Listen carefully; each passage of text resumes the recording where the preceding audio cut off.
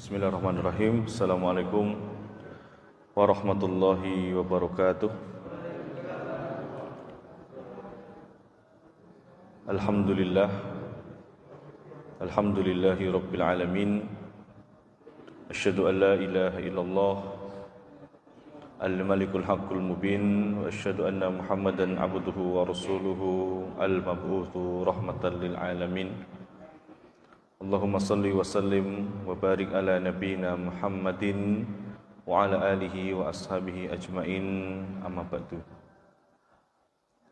Hadirin Bapak Ibu sekalian, Jamaah Masjid Al-Azhar rahimakumullah.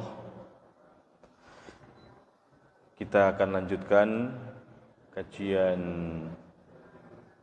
sirah Nabi Muhammad sallallahu alaihi wasallam. Terakhir kita membahas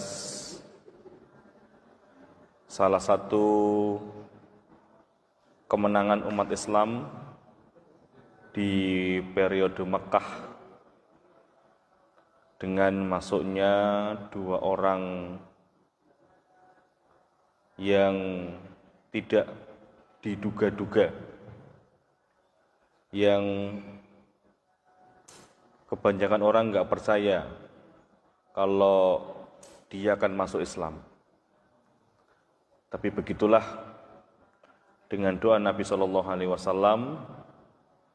dan karakter objektif Umar bin Khattab radhiyallahu anhu dan sifat dasarnya Umar yang tidak bisa terganggu, terdistrak dengan eksternal, sehingga kemudian Umar bin Khattab radhiyallahu anhu dipilih oleh Allah Subhanahu wa taala untuk masuk Islam dan menjadi penggawa Islam yang militan. Masuk Islamnya memang agak terlambat, 6 Hijriah, tapi perjuangan dan pengorbanannya sangat luar biasa. Banyak ayat-ayat Al-Quran itu turun karena kegelisahan dan permintaan Umar bin Khattab. Salah satunya adalah tentang khamr. Karena kita tahu khamr itu turunnya secara bertahap, dan di ayat yang terakhir Allah turunkan berkaitan dengan khamr yang isinya adalah larangan untuk meminumnya, itu karena kegelisahan Umar. Kok umat Islam kok mendem iki rasane piye gitu ya. Oh muslim kok ngombe iki piye rasane gitu. Akhirnya kemudian Allah Subhanahu wa taala menurunkan surat Al-Maidah untuk melarang khamr. Dan masih banyak fadilah manaqib dari Umar bin Khattab, dan yang paling menarik adalah Umar ini walaupun dia terlambat masuk Islam, tapi yang dijadikan standar untuk amal soleh adalah Abu Bakar, sehingga persaingannya dengan Abu Bakar itu sangat luar biasa. Abu Bakar diintili karo Umar, ora gelem kalah. Itulah yang disebut dengan fastabiqul khairat. Jadi semuanya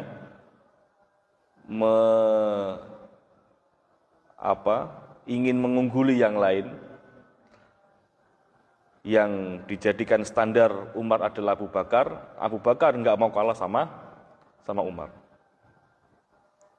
Dan kemarin sudah saya sampaikan, sampai Abu Bakar meninggal, Umar tidak bisa mengalahkan Abu Bakar. Dan akhirnya Umar bisa mengalahkan Abu Bakar, itu pun ketika Abu Bakar sudah meninggal. Dan itu dalam persoalan tidak mengambil gaji ketika menjabat sebagai khalifah. Abu Bakar masih mengambil, walaupun sebagiannya diberikan kepada orang lain, dan Umar tidak ingin mengambil sama sekali. Dan itu yang menyebabkan Umar unggul dari Abu Bakar dalam persoalan itu. Itu pun juga karena Abu Bakar sudah wafat. Yang lain sangat susah sekali. Sehingga walaupun datang terlambat tapi luar biasa perjuangannya, pengorbanannya. Nah, pada kesempatan kali ini kita akan masuk dalam satu peristiwa yang saya kira kita harus membacanya supaya kita paham kenapa orang-orang yang masuk Islam di Mekah itu adalah orang-orang terbaik. Pahalanya nggak bisa dibandingkan dengan siapapun. Dan itu ada salah satu peristiwa yang disebut oleh Dr. Abdul Karim Zaidan dalam bukunya Fiqh Sirah Nabawiyah yang disebut dengan Al-Muqata'ah Al-Ammah, atau istilah yang saya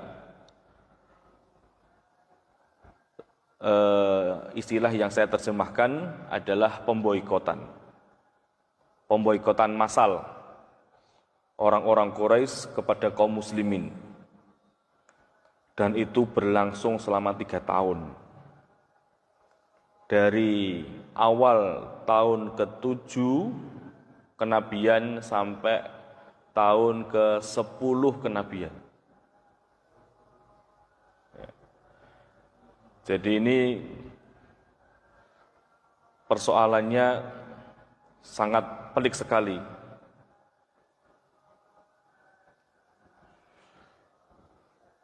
Dan ini benar-benar kekalahan orang-orang Quraisy sebenarnya. Wes di puncak kebingungan bagaimana menghadang dakwah Rasulullah SAW yang semakin hari semakin banyak yang masuk Islam. Karena dengan masuknya Umar itu sangat membantu sekali memang. Dan itu tidak jauh dengan masuknya Hamzah. Menurut ahli sirah hanya selisih beberapa hari saja. Peristiwa Hamzah, kemudian nggak sampai 1 minggu itu peristiwa Umar. Dan itu kan membuat orang-orang Quraisy tertampar, yang biasanya masuk Islam orang-orang lemah, kok ini orang-orang hebat ini. Ini kan orang-orang yang digadang-gadang menggantikan mereka soalnya.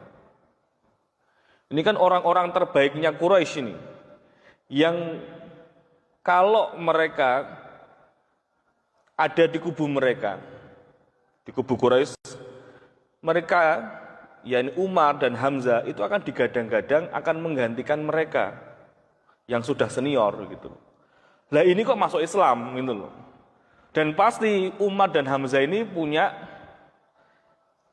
mitra, punya kolega, punya follower, punya pengikut yang mungkin akan mudah untuk masuk, akan mudah mengikuti Umar sama Hamzah. Jadi dengan masuknya Umar, sebagaimana yang kemarin kita sampaikan, kata Abdullah bin Mas'ud, semenjak masuknya Umar ke dalam Islam, maka Islam menjadi kuat sekali di Mekah. Jadi Umar ini memang punya nama yang mentereng mungkin. Diperhitungkan oleh orang-orang Quraisy. Baik dia sebagai intelektual atau sebagai orang yang pandai dalam pergulatan fisik. Umar bin Khattab. Demikian juga Hamzah. Sebagaimana yang sudah pernah kita sampaikan, bagaimana ketika Umar masuk Islam itu, khofa ashabu Rasulillah. Sahabat Rasulullah ini takut karena datang Umar karena Umar mendatangi Rasulullah SAW. Maka kata Hamzah, dakhu, biarkan Umar masuk. Kita lihat dia mau ngapain. Kalau dia mau, kalau dia datang ke sini membawa kebaikan, kita terima kebaikan itu. Tapi kalau dia datang ke sini dengan membawa keburukan macam-macam dengan Nabi SAW, maka aku yang akan menghadapi Umar bin Khattab. Saya yang akan menjadi lawannya. Dan saya akan membunuh Umar dengan pedangnya sendiri. Jadi dua orang yang digadang-gadang menjadi penerus kabinet Abu Jahal dan kawan-kawan. Sehingga ketika dengan masuk Islamnya Umar dan Hamzah ini, mereka rada khawatir. Nanti akan ada orang-orang terkemuka yang akhirnya juga masuk Islam. Jadi mereka sudah mulai ketakutan itu. Maka mereka mulai memikirkan cara yang lain. Yang biasanya diganggu, biasanya ditakut-takuti, yang biasanya hanya ditindas, disiksa, ini justru malah tambah banyak orang yang masuk Islam. Makanya karena Islam semakin berkembang di antara kabilah-kabilah, maka orang-orang Quraisy sepakat untuk menghabisi Rasulullah SAW. Target utama adalah Rasulullah. Dan target kedua adalah orang-orang yang membela Rasulullah SAW. Ya, makanya kalau kita bicara tujuan dari pemboikotan ini adalah memberikan tekanan kepada Bani Hashim, Bani Muthalib, dan orang-orang yang mendukung Rasulullah. Dan target utama mereka adalah Rasulullah SAW. Karena dianggap sebagai sumber masalah.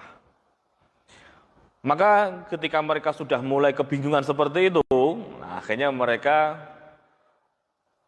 berembuk musyawarah di Darun Nadwa. Kalau kita di gedung DPR-nya lah. Dikumpulkan ketua-ketua kabilah, duduk bareng, mereka ingin menuntaskan persoalan ini, dan usulan dari musyawarah adalah pemboikotan. Dan pemboikotan ini kemudian disepakati oleh forum dan dibuat pasal-pasalnya. Jadi mereka membuat undang-undang pemboikotan yang akan mereka terapkan kepada kaum muslimin. Akhirnya mereka sidang DPR, ya, sidang DPR, bikin undang-undangnya, seperti apa pemboikotannya, apa pasal-pasalnya dan yang lain. Akhirnya dirembuk oleh mereka, disidangkan di musyawarah itu, dan akhirnya membuahkan beberapa keputusan. Yang nanti keputusan itu ditulis di kulit, ya, kulit hewan, dan kemudian ditulis di sana dan diletakkan di dalam Ka'bah. Ya.